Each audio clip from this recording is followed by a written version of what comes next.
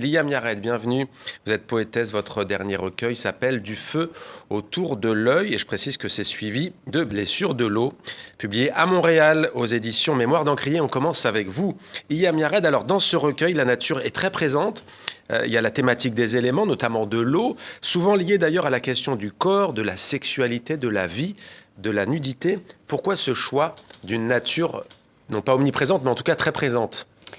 Vous voulez sans doute parler du deuxième recueil, celui Oui. il écrit il y a 20 ans, qui s'appelle Blessures de l'eau.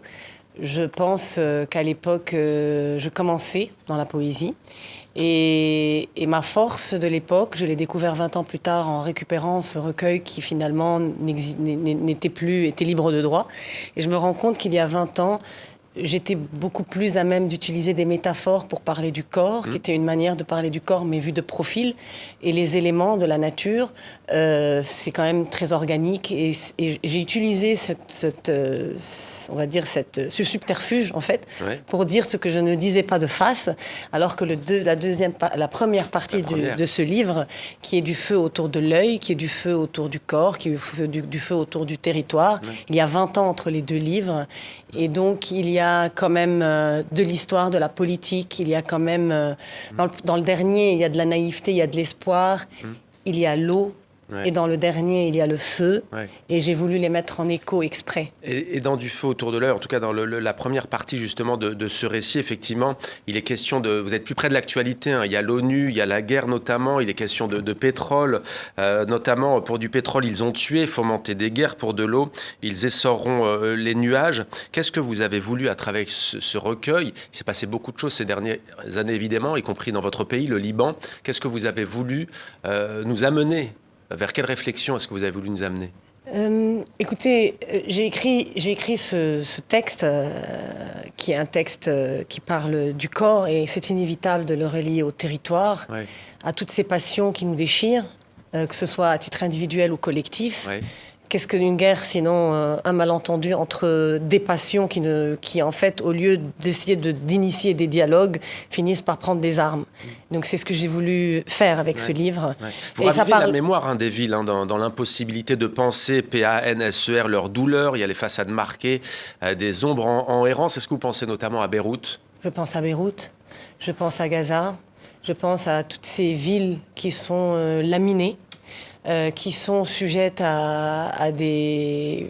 Il n'y a plus de contact humain. Dans le temps, on avait des guerres qui étaient... Enfin, une guerre civile, il y a des humains qui font la guerre. Et il y a toujours de l'espoir. Aujourd'hui, on est dans des guerres industrielles. On balance des missiles, on balance des missiles.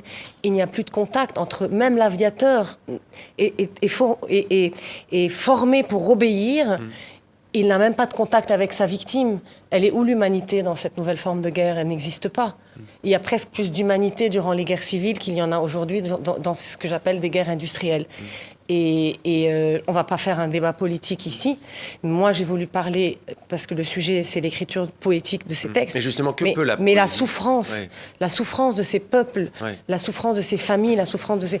Que peut la poésie ? Je ne sais pas ce qu'elle peut. Je sais que la poésie absorbe à son insu toute la douleur du monde. Et c'est ce que j'ai écrit dans Du feu autour de l'œil. Il y a ce qui est contemporain à la poésie à laquelle je n'ai pas pu échapper.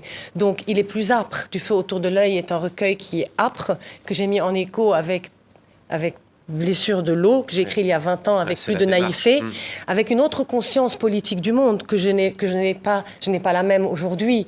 J'ai mûri, j'ai développé, j'ai beaucoup plus de colère aussi par rapport à ce qui nous arrive aujourd'hui au Moyen-Orient.